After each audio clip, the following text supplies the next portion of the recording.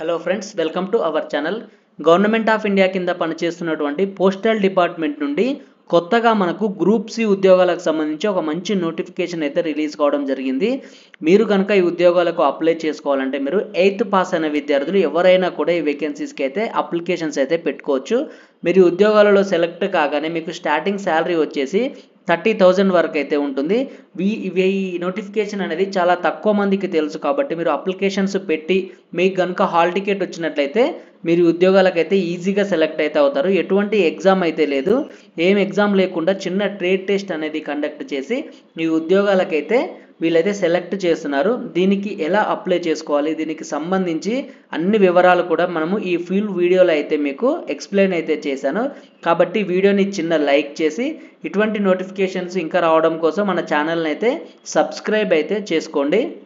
Friends, మనం information చూసినట్లయితే government of India ministry of communications department of post నుండి notification అయితే రిలీజ్ కావడం అయితే జరిగింది. దీనికి సంబంధించిన మనం ఈ నోటిఫికేషన్ నెంబర్ అనేది ఇక్కడ మనం క్లారిటీగా అయితే చూసుకోవచ్చు. నెక్స్ట్ దీనికి సంబంధించి మనం నోటిఫికేషన్ ఎప్పుడు రిలీజ్ అయిందంటే మనకు జూలై 12, 2024లో అయితే ఈ నోటిఫికేషన్ అయితే రిలీజ్ కావడం అయితే జరిగింది. వీళ్ళు ఈ నోటిఫికేషన్ ద్వారా చాలా రకాల ఉద్యోగాలను అయితే రిక్రూట్మెంట్ అయితే చేస్తున్నారు. దానికి సంబంధించి మనము ఫుల్ డీటెయిల్స్ అయితే ఇప్పుడు వీడియోలో తెలుసుకుందాం. మీరు కనుక ఈ ఉద్యోగాల్లో సెలెక్ట్ అయినట్టయితే ఇది వచ్చేసి మనకు స్కిల్డ్ ఆర్టిషన్స్ అనే ఉద్యోగాలు అయితే రిక్రూట్ చేస్తున్నారు. మీరు ఈ ఉద్యోగాలకు సెలెక్ట్ అయినట్టయితే బేసిక్ పే వచ్చేసి 19,900 లెవెల్ 2 బేసిక్ పే అయితే ఉంది. మీకు 7th పే కమిషన్ ప్రకారం అన్ని రకాల సెంట్రల్ గవర్నమెంట్ అలవెన్సెస్ కలుపుకొని మీకు స్టార్టింగ్ శాలరీ బై హ్యాండ్ అయితే 30,000 వరకు అయితే మీరు దీంట్లో అయితే పొందొచ్చు. నెక్స్ట్ దీనికి సంబంధించి మనం లాస్ట్ డేట్ ఆఫ్ అప్లికేషన్స్ కనుక చూసుకుంటే మనకు ఆగస్టు 10th వరకు వీటికి మనం ఆఫ్లైన్లో అయితే అప్లై చేసుకోవాలి. వీటికి ఆన్లైన్లో అయితే అప్లై చేసుకోకూడదు. వీటికి సంబంధించి మనము అప్లికేషన్ ఫామ్ అనేది వీళ్ళు సపరేట్గా ఇచ్చారు.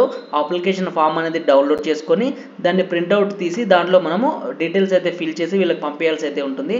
అది ఎలా పంపించాలో అనేది కూడా మీకు ఈ వీడియోలో అయితే నేను ఎక్స్ప్లెయిన్ చేస్తాను. కాబట్టి మీరు వీడియోని అయితే స్కిప్ చేయకుండా లాస్ట్ వరకు అయితే చూడండి.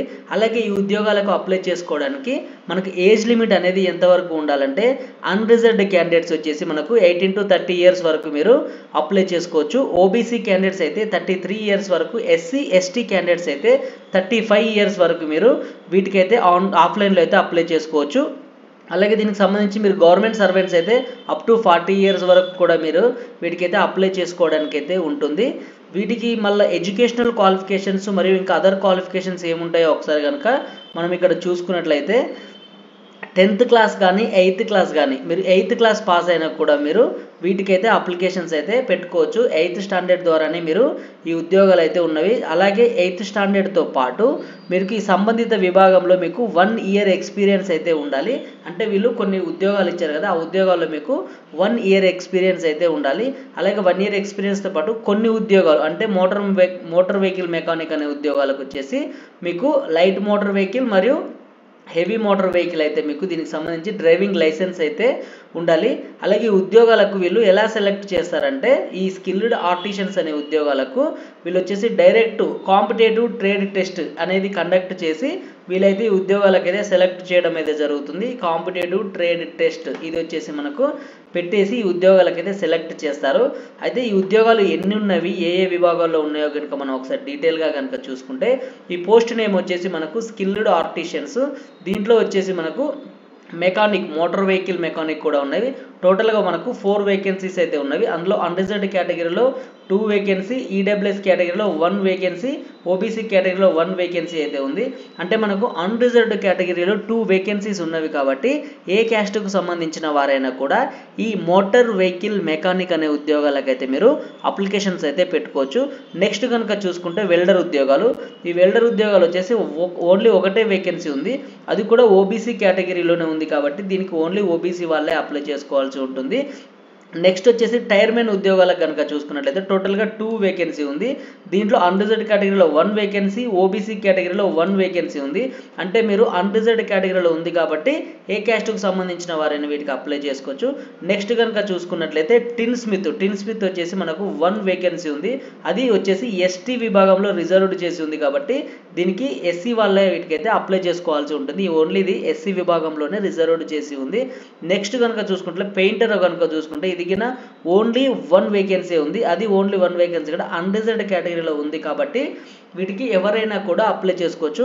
టోటల్గా అయితే మనకు 9 వేకెన్సీస్ని అయితే రిక్రూట్మెంట్ అయితే చేస్తున్నారు. అన్రిజర్వ్డ్ కేటగిరీలో 4 వేకెన్సీ, ఈడబ్ల్యూఎస్ కేటగిరీలో 1 వేకెన్సీ, ఎస్సీ కేటగిరీలో 1 వేకెన్సీ, ఓబీసీ కేటగిరీలో 3 వేకెన్సీస్ని అయితే రిక్రూట్మెంట్ అయితే చేస్తున్నారు. వీటికి సంబంధించి మనము ఇంకా డీటెయిల్స్ కనుక క్లారిటీగా చూసుకున్నట్లయితే మీకు ఆల్రెడీ ఎడ్యుకేషనల్ క్వాలిఫికేషన్స్ చెప్పాను, నెక్స్ట్ మెథడ్ ఆఫ్ సెలెక్షన్ చెప్పాను, అలాగే ఏజ్ లిమిట్ వివరాలు ఇవన్నీ కూడా మీకైతే ఎక్స్ప్లెయిన్ అయితే చేశాను.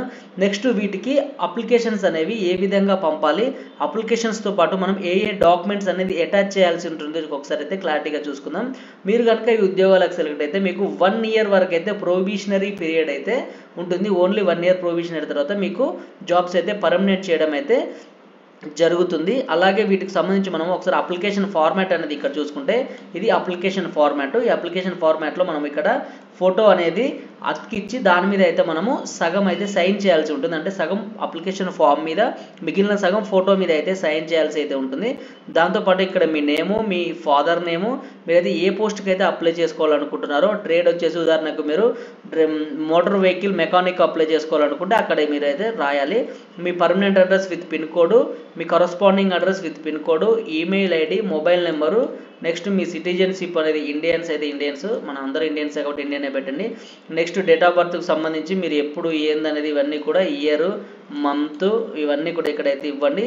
మీకు అప్లికేషన్ అంటే ఈ జూలై 1 వరకు మీకు ఎన్ని ఇయర్స్ ఉన్నవి, ఎన్ని మంత్స్ ఉన్నవి, ఎన్ని డేస్ ఉన్నవో కూడా క్లారిటీగా అయితే ఇక్కడ ఇచ్చేసి మీరు ఏ కేటగిరీకి సంబంధించిన వాళ్ళు ఆ కేటగిరీని అయితే టిక్ చేయండి. ఉదాహరణకు అన్రిజర్వ్డ్ కేటగిరీ అయితే ఇలా టిక్ చేసేయండి.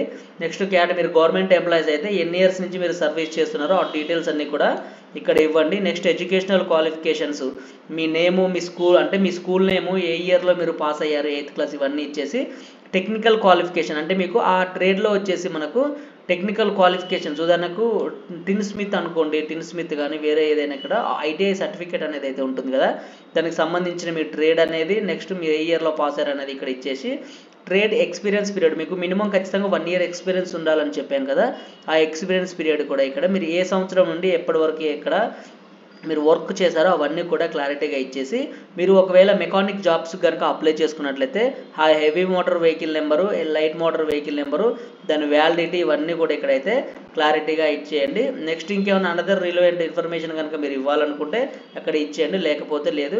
ఇక్కడ మీరు ఏ డేట్లో అప్లై చేస్తున్నారో డేట్ వేసేసి ఎక్కడి నుంచి అప్లై చేస్తున్నారు ప్లేస్, ఇక్కడ మీ సిగ్నేచర్ అనేది అయితే ఇవ్వండి. సిగ్నేచర్ అనేది ఇచ్చేసి మీరైతే వీటిని పోస్ట్ చేయాల్సి అయితే ఉంటుంది. ఆ పోస్ట్ కూడా ఏ అడ్రస్కు చేయాలో కూడా మీకైతే క్లారిటీగా అయితే చెప్తాను.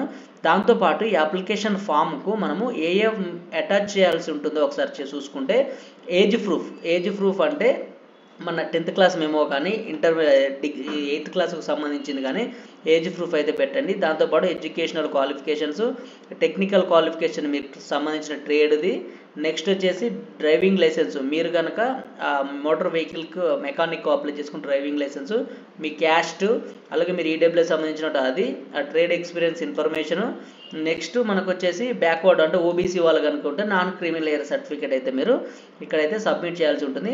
మీరు సబ్మిట్ చేసే ప్రతి దాని మీద కూడా సెల్ఫ్ అటెస్టెడ్ అయితే చేయాలి. అంటే మీ సైన్ చేసి దాని కింద మీ ఫుల్ నేమ్ అయితే రాయాలి. మీరు ఏది పెట్టినా కూడా దాన్ని ఖచ్చితంగా సెల్ఫ్ అటెస్టెడ్ అయితే చేయాలి. ఒకవేళ కనుక మీరు సెల్ఫ్ అటెస్టెడ్ చేయకపోతే ఇక్కడ అప్లికేషన్స్ అయితే రిజెక్టెడ్ అవుతాయని అయితే వీళ్ళు క్లారిటీగా అయితే మీకు చెప్పడం అయితే జరుగుతుంది. ఈ విధంగా వీరైతే మీరు వీటికి నీట్గా ఫిల్ చేసి ఎన్వలప్ కవర్ మీద application for the post of అని మీరు ఏ పోస్ట్కి అప్లై చేస్తున్నారో ఆ పోస్ట్ మీద రాసి ఫ్రమ్ అడ్రస్ వచ్చేసి మీద రాయండి.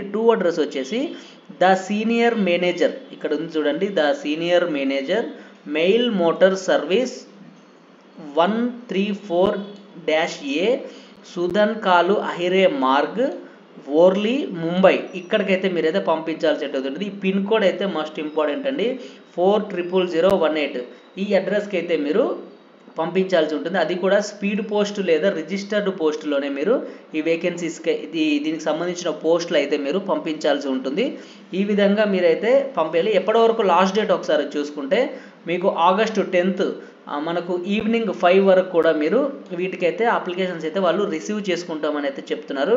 మీరు ఈ అప్లికేషన్తో మీకు ఫీజు వివరాలు కనుక ఒకసారి చూసుకుంటే ఓన్లీ 100 రూపీస్ ఫీజు అయితే చెల్లించాల్సి ఉంటుంది. అది కూడా male unreserved candidates, OBC male క్యాండిడేట్సే వీటికైతే వీటికైతే ఫీజు చెల్లించాలి. నార్మల్గా మనకు SC ST all women candidates కూడా మీకు ₹1 కూడా ఫీజు అయితే చెల్లించాల్సిన అవసరం అయితే ఉండదు. మీరు దీనికి సంబంధించి ఇంకా ఫర్దర్ ఇన్ఫర్మేషన్ కానీ మీకు ఎగ్జామ్ డేట్స్ ఇవన్నీ కూడా ఎప్పుడు ఉంటాయి అనేది వాళ్ళైతే ఎగ్జామ్ టైంలో అయితే చెప్తామనేది చెప్తున్నారు. మీరు వీటి కనుక సెలెక్ట్ అయినట్టయితే మీకు వీటి పోస్టింగ్ వచ్చేసి ముంబైలోనే ఉంటుంది. అంటే ఈ పోస్టల్ జాబ్స్ అనేది ఇదంతా దేశం మొత్తం ఉన్న నెట్వర్క్ కాబట్టి మీరు అనేది ఈజీగా పెట్టుకోనికైతే ఉంటుంది. ఇప్పుడు మీరు అప్లై చేసేది వచ్చేసి ముంబైకి సంబంధించిన పోస్టల్ సర్కిల్లో అయితే ఈ జాబ్స్ అయితే అప్లై చేసుకుంటున్నారు. మీరు పోస్టులు తక్కువగా ఉన్నాయని అయితే మీరు అసలు డిసప్పాయింట్ అవ్వకండి. ఎందుకంటే మీకు కావాల్సింది ఒకటే జాబు. అక్కడ 100 జాబులు ఉన్నా కూడా మీరైతే 100 మీకు ఇవ్వరు కదా. మీకు కావాల్సింది ఒకటే జాబ్ కాబట్టి మీరు దానికి అప్లై చేసుకొని సిన్సియర్గా ట్రై చేస్తే మీరు వీటికైతే ఖచ్చితంగా క్వాలిఫై అయితే అవుతారు.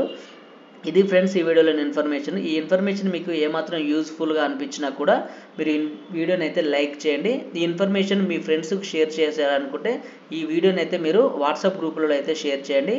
Okay, bye friends, have a nice day.